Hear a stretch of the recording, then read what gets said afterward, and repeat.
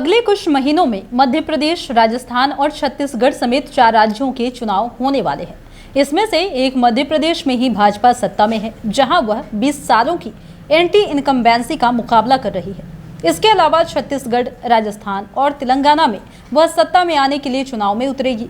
इस बड़े अभियान के लिए खुद होम मिनिस्टर अमित शाह और भाजपा अध्यक्ष जेपी नड्डा ने कमान संभाल ली है। दोनों नेता चारों राज्यों में चुनाव का ऐलान होने तक हर सप्ताह दौरा भी करने वाले हैं।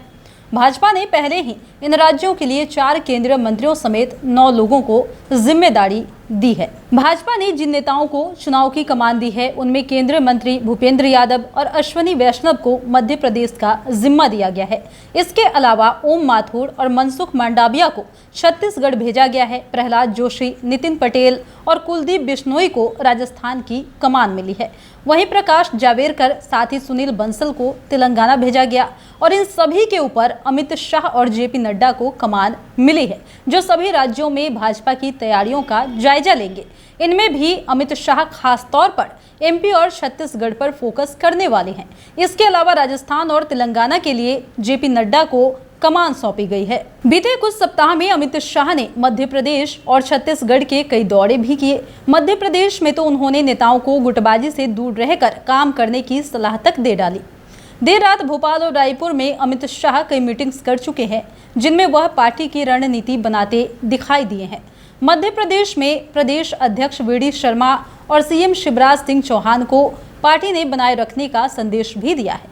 इसके अलावा सीएम शिवराज के चेहरे का भी इस्तेमाल किया जाएगा। बता दें कि मामा के तौर पर लोकप्रिय शिवराज सिंह चौहान फिलहाल एमपी में चौथे कार्यकाल के सीएम है। हालांकि राजस्थान में भाजपा हाईकमान थोड़ा सा पशुपेश में है और कुछ समय पहले तक हाईकमान वसुंधरा राजे को नजरअंदाज करता दिखाई दिया था, लेकिन उन्हें बड़ी संख्या में विधायकों का समर्थन भी हासिल है।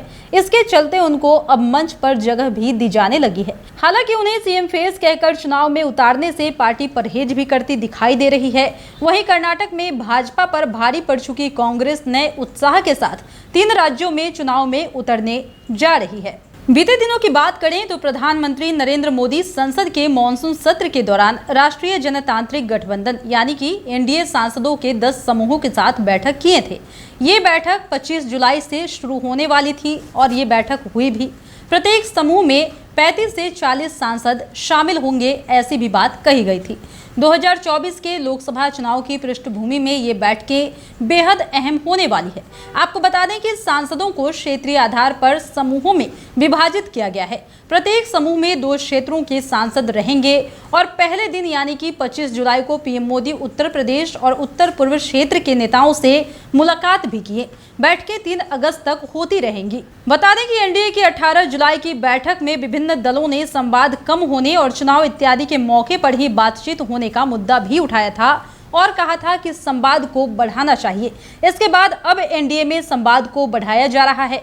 खुद प्रधानमंत्री नरेंद्र मोदी इस सत्र में भाजपा के बजाय एनडीए के सांसदों से विभिन्न समूहों में संवाद करते दिखाई दिए। ऐसे 10 समूह बनाए गए हैं। मॉनसून सत्र के दौरान कुछ बैठकें सुबह और शाम को होने वाली थी, जिसमें रक्षा मंत्री राजनाथ सिंह और भाजपा अध्यक्ष जेपी नड्डा भी रहेंगे, ऐसी बात कही गई थी।